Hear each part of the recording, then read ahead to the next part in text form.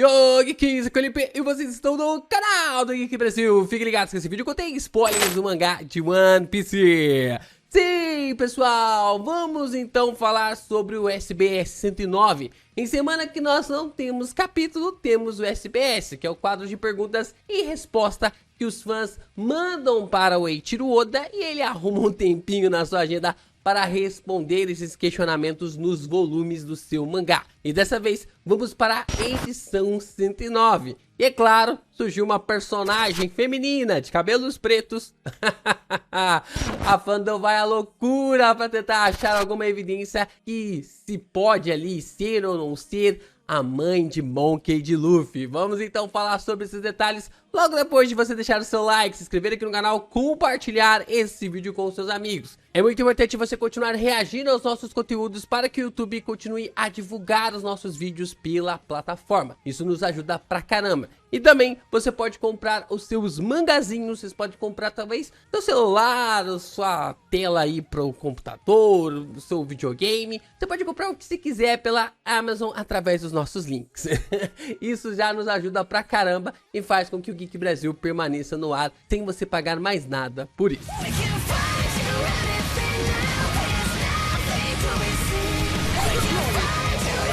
Bom, a gente já começa então no SBS com uma das perguntas muito interessantes, né? Aqui já temos detalhes bem importantes. O pessoal vive reclamando às vezes que o SBS não tem tantas informações assim interessantes, mas o Oda decidiu falar aqui. O pessoal veio com comentários bem contundentes para a trama. A gente começa o seguinte, ó. Por favor, diga-nos o nome e a classificação da espada de Fujitora. Oda, é chamado de linha de fogo Yakuza Kazen Yakuza. E é como se fosse ali, ó, Shiko Mizue. Acho que é isso, espada de cana. É uma das lâminas de grau supremo. É um meito, uma lâmina nomeada, feito por Fugetsu Kizaburou, do país de Wano. Olha só, nós temos então a Wiki, é inacreditável, né? A Wiki, ela é inacreditável e os caras já atualizaram aqui. Então, nós temos de 12 lâminas de grau supremo, temos 5 confirmadas. Temos a Yoru, a Shodai Kitetsu, que tá ali pra meio que tipo assim, tentar entender se tá com o Gorosei, se é a Shodai Kitetsu mesmo, ou se é outra Kitetsu. Pode ser ali uma outra lâmina ou coisa do tipo, nós ainda não sabemos. Ainda tem ali a Muraku Mogiri, que é do Edward Newgate, né, que é do Barba Branca, na forma como é colocado nas batalhas e tudo mais, essa lâmina de grau supremo. Temos ali também o Ace de Gold Roger, e agora temos Yakuza Kazen, que é também ali a lâmina do Fujitora. Então nós temos essas 5 lâminas, ainda faltam mais 7 serem reveladas na história de One Piece. Eu achei interessante o Oda se lembrar finalmente de mais uma lâmina sendo colocada para nós relacionado ao grau supremo. Temos uma mensagem também bem legal do Oda aqui sobre no volume 109, né, que ele acabou trazendo ali no volume 109, que é mensagem do autor de Eiichiro Oda não, né? Mensagem do autor Eiichiro Oda para jovens novos autores. Nos meus primeiros dias sempre me diziam que o meu mangá era bom, mas meu desenho era estranho. Não foi nenhuma surpresa porque arrisquei minha vida para ser diferente dos outros. Faça algo diferente. Estou esperando o seu mangá que só você sabe desenhar. Bem legal, né? Essa mensagem que ele colocou no começo do volume 109. E eu, como autor de Que Haja Luz, né, acho que é bem interessante prestar atenção nesse sentido, né, de fazer algo, tentar fazer algo diferente. Por mais que seja muito difícil fazer algo inédito, mas alguma coisa ou outra dá para se fazer diferente. Então, a gente tá produzindo o primeiro capítulo de Que Haja Luz, né, o primeiro capítulo do mangá de Que Haja Luz, e sempre pensando aqui no que pode fazer, no que pode melhorar, o que pegar de inspiração daqui e dali e montar uma obra própria. Eu tô como o autor da história e o Roku, né, o Roku, ele está ali também como o mangaka, ele que está desenhando a trama. Então tá bem interessante de acompanhar, ver essa figura, e eu fico até pensando assim, né, será que eu sou digno de receber uma mensagem como essa de Eiichiro Oda? A gente vai caminhando, né, a gente vai andando, mas é muito legal, né, e eu gostei dessa parte, né, estou esperando o seu mangá que só você sabe desenhar. Eu não sei desenhar, eu sei escrever, tô tentando aprender cada vez mais ali a escrever, mas o Roku acaba dando vida a Que Haja Luz através das páginas do mangá que ele tá fazendo. Inclusive, tá ficando bem legal. Vamos lá, mais uma pergunta aqui. Temos então, Chique Leão Dourado finalmente apareceu na história principal. Então isso significa que os eventos do filme Strong World foram oficialmente incorporados à linha do tempo da história principal? Olha aqui.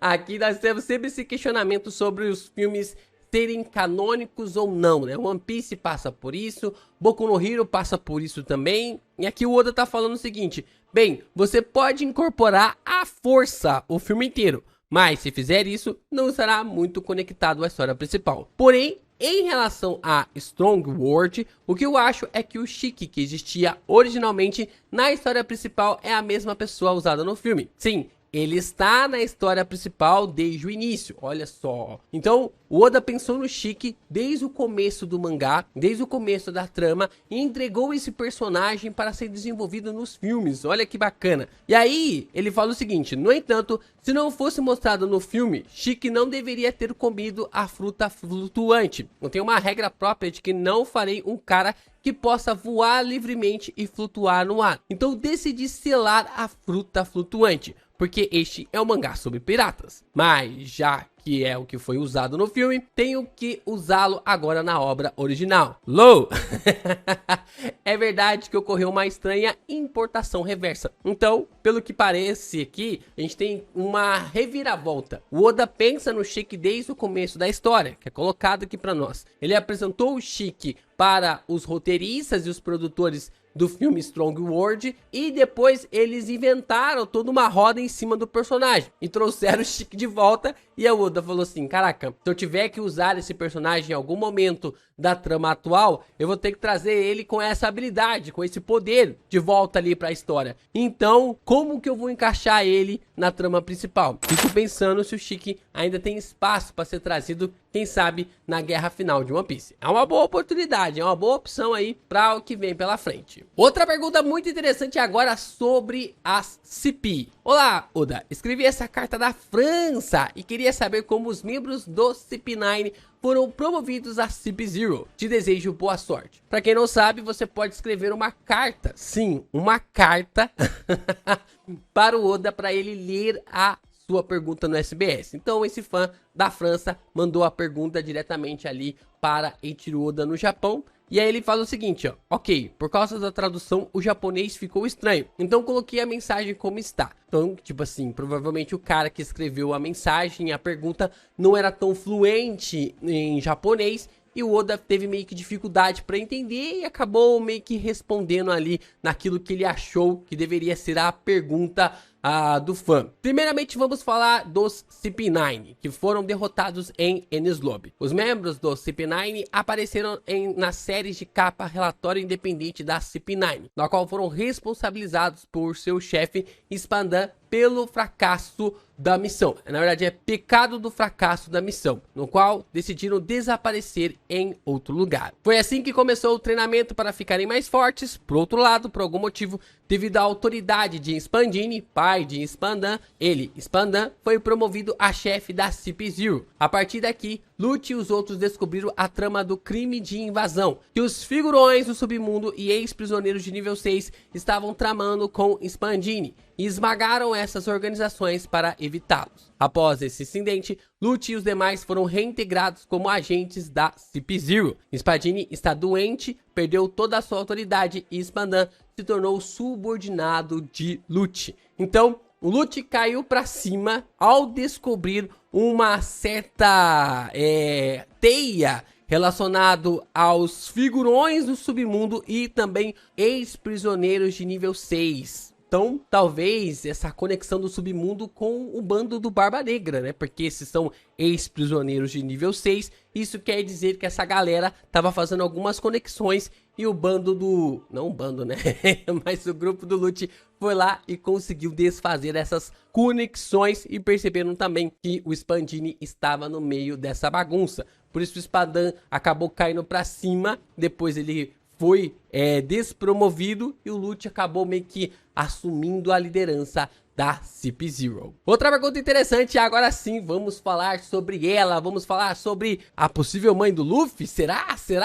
Olá, Odachi-san! Vovó Nio disse que a imperatriz de 2 gerações atrás morreu por ser apaixonada perdidamente. Mas a imperatriz de 2 gerações atrás era a Shakuyaku. Por que é que a avó Nihon mentiu sobre isso? Oda, essa é uma questão de compreensão de leitura, não é mentira. O que ela está se referindo nessa linha, a imperatriz de 2 gerações também estava falando sobre a da doença do amor, que ela também pegou. Na verdade, no passado, as imperatrizes e guerreiras deste país sempre morreram dessa doença sem saber o verdadeiro motivo. Mas nos últimos anos, a avó Nihon e outros parecem ter evitado a morte indo para o estrangeiro. Aqui então nós temos algumas explicações, ó. A imperatriz de 3 gerações atrás, Gloriosa, escapou. A imperatriz de 2 gerações atrás Shakuyaku também escapou. Imperatriz anterior Toritoma, morre pela doença. Imperatriz atual, Hancock, atualmente doente. Ah, olha só, Oda Oda foi espertinho aqui, hein? Oda foi espertinho, porque ele fala a imperatriz de 2 gerações atrás. A gente percebe que se trata aqui sobre o contexto da Shakuyaku. Só que aqui a Hancock também é de uma geração. Então a geração 1 é a Hancock, a geração 2 é a Toritoma, né? Que é a personagem que acabou falecendo. Então, por isso que é falado de 2 gerações atrás, contando com a geração da Hancock. E aqui é claro que os fãs de One Piece começaram a teorizar já. Acabou de sair o SBS dizendo que Toritoma pode ser a mãe de Monkey D. Luffy. Muita gente começou a falar, mas é meio impossível apresentar a mãe do Luffy no SBS e tal. Não sei.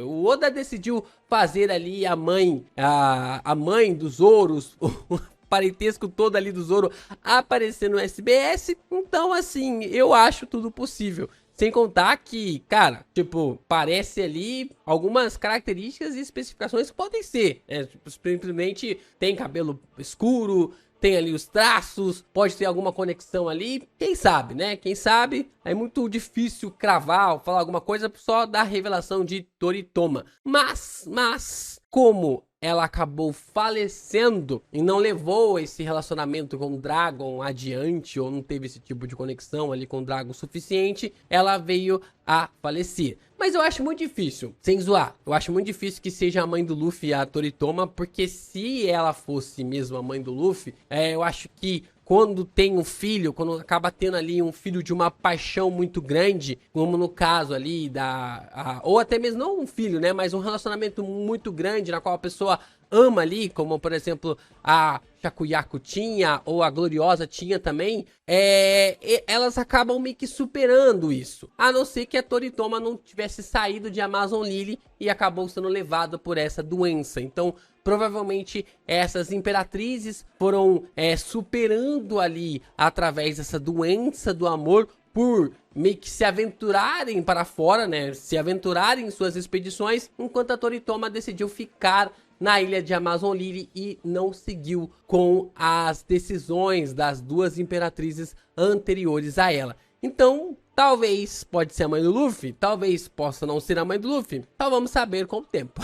Só vamos saber com o tempo, mas eu acho que, tipo assim, é possível. É bem possível que possa ser a mãe do Luffy também, assim também como não pode. Outra pergunta nós temos aqui sobre os CPs. Eu falei, o Oda realmente tá que tá, ó. Alpha, membro do CP8, ela é parente da Califa. Além disso, o CP9 é uma organização não conhecida do público, mas o CP0 é conhecido publicamente. Aí o Oda responde, Alpha é a irmã mais nova de Califa. Entre os integrantes do CP9 de 22 anos atrás, vimos Lasky. Ele é o pai dessas duas. Basicamente, a Cyberpool cria filhos sem parentescos para que se tornem excelentes agentes de inteligência. Então, o caso deles é raro. Na realidade, eles foram criados individualmente separados um do outro, quase sem nenhuma ligação familiar. Isso porque a emoção pode se tornar uma fraqueza neste mundo. Então, nós temos as 2 personagens aqui, tanto a Califa quanto também a Alpha. Inclusive, o nome das 2 em japonês é basicamente quase a mesma coisa, só muda ali o primeiro ideograma. Por isso que parecia ali ser a Califa, na construção ali, da maneira como era colocada no flashback da Bonnie. Então nós também temos o pai dela, o Lasky, que é esse cara aqui. E ele se parece pra caramba caramba com o Rayleigh.